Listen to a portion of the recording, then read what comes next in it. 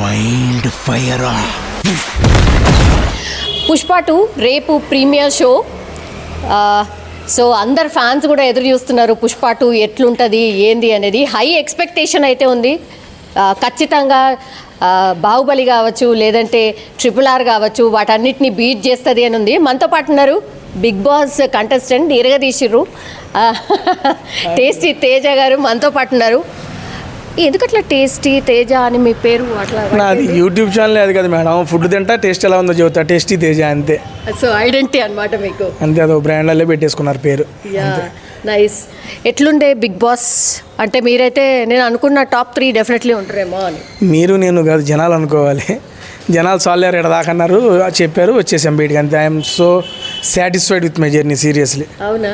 కానీ మీరు ఇమోషనల్ కూడా అనుకుంటా కదా, మస్తుగా ఏడిసిర్రు కూడా. నాకు ఈ సీజన్లోనే తెలిసింది నేను ఎమోషన్ అని చెప్పి. అవునా? నేను ఎప్పుడు ఏడవలేదు, నా లైఫ్లో ఏడవలేదు నేను. లాస్ట్ టైం బిగ్ బాస్లో మా మదర్ వస్తే బాగుంటుందని ఫీల్లో అప్పుడు కళ్ళంటి నీళ్ళు వచ్చింది. ఇప్పుడు అమ్మ రావట్లేదని తెలిసినప్పుడు ఇంకొంచెం నీ వచ్చి అమ్మ కోసమే వచ్చింది ఏడుపు. బట్ పర్లా, నేను ఎమోషనల్ సెంటిమెంట్లు అని నాకు ఈ సీజన్లో తెలిసింది.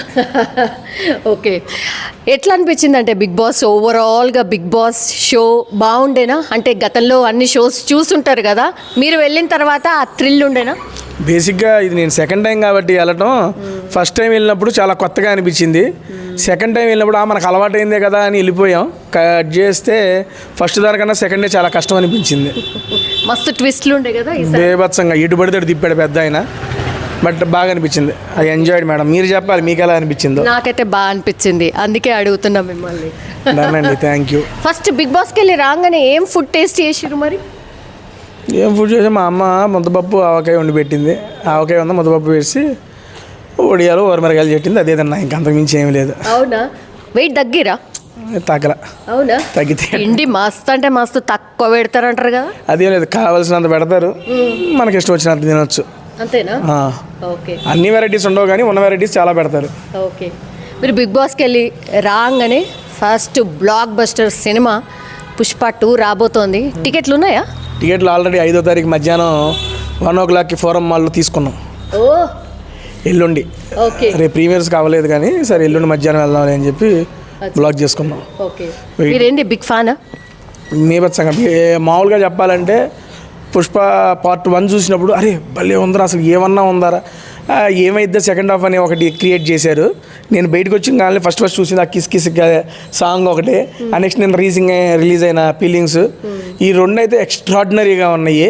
ఈ 2 సాంగ్స్తో ఇంకా ఎక్స్పెక్టేషన్స్ పెంచేసింది. పార్ట్ 2 ఈగర్లీ వెయిట్ చేస్తున్నాను దానికోసం అయితే మాత్రం.